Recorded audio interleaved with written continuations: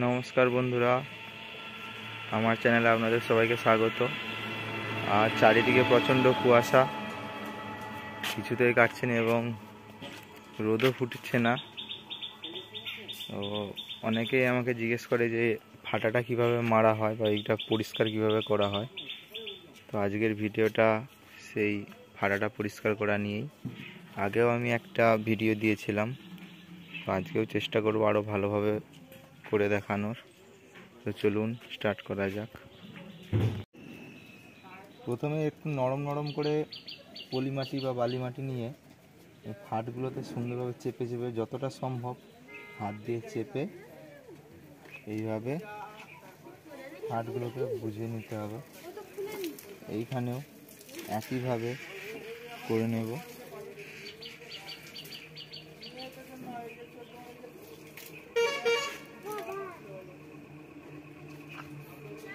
এইভাবে পুরোটাই ফাট বুঝিয়ে নিতে হবে। দেখুন আমি ধীরে ধীরে কীভাবে ফাট বুঝিয়ে নিচ্ছি।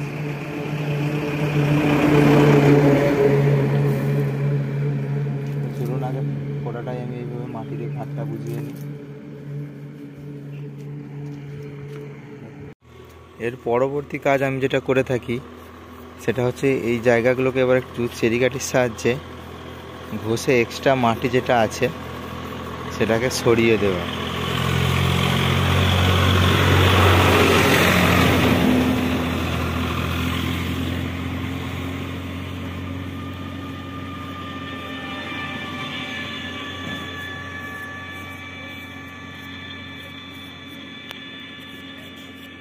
এইভাবে যে সমস্ত জায়গায় এক্সট্রা কিছুটা মাটি রয়ে গেছে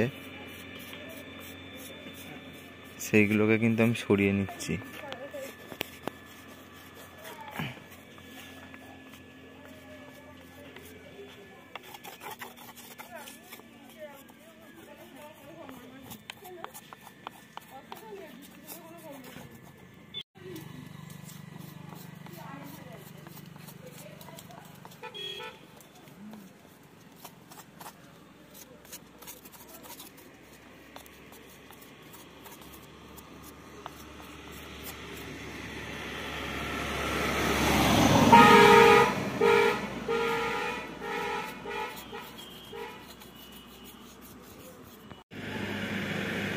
এরপর একটি কাপড়কে আমি ফোল্ড করে নিয়েছি এবং এটাকে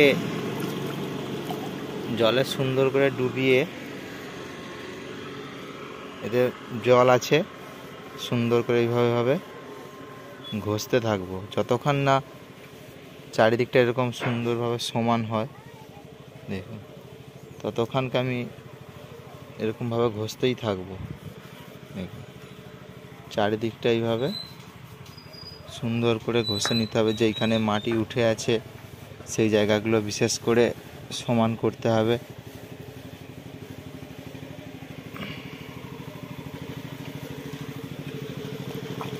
যখন কাপড়টা শুকনো শুকনো মনে হবে তখন আরও একবার জলে ডুবিয়ে নিতে হবে। এইভাবে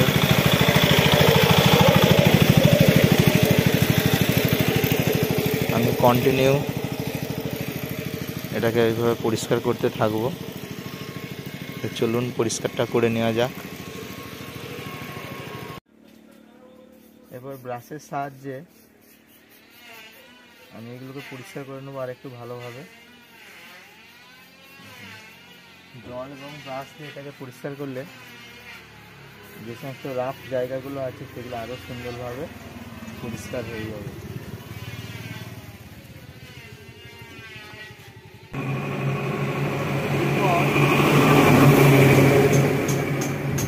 মাপ করে সমস্ত কাপড় কাটা রয়েছে।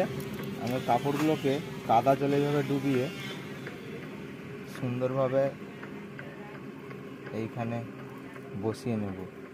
যতগুলো কাপড় দেওয়া আছে প্রত্যেকটা কিন্তু একটা নির্দিষ্ট মাপের কাপড়, নির্দিষ্ট জায়গা অনুযায়ী সেটাকে আমি মাপ করে কেটে সুন্দর করে একদম ছাড়িয়ে রেখেছি। এতে কোনো সুতো ফুতো বেরিয়ে থাকলে কিন্তু হবে না। এবার এইগুলোকে জায়গা অনুযায়ী আমি বসিয়ে নিচ্ছি।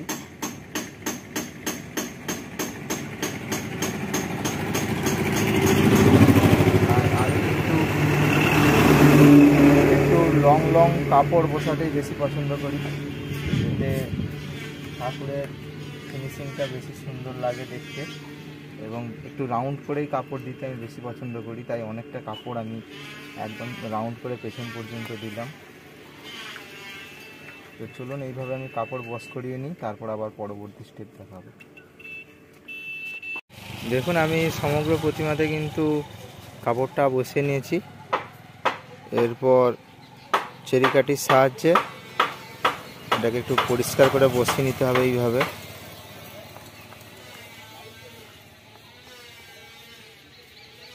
এতে কাপড়টা আরও সুন্দরভাবে বসে যাবে। দেখুন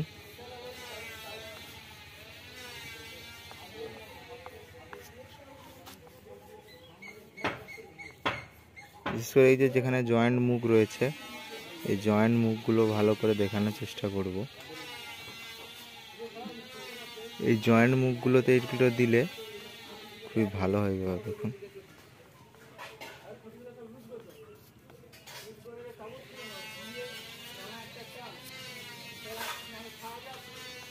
এবং এই রকম করে দেওয়ার পর এই পোচ কাদা আমি গুলিয়ে রেখেছি, একে হাতে করে একটু নিয়ে এটাকে আমি একটু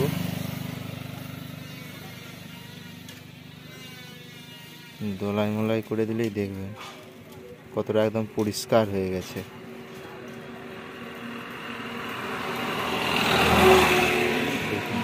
একদম এইরকম পরিষ্কার হয়ে যাবে, পার্থক্যটা লক্ষ্য করুন।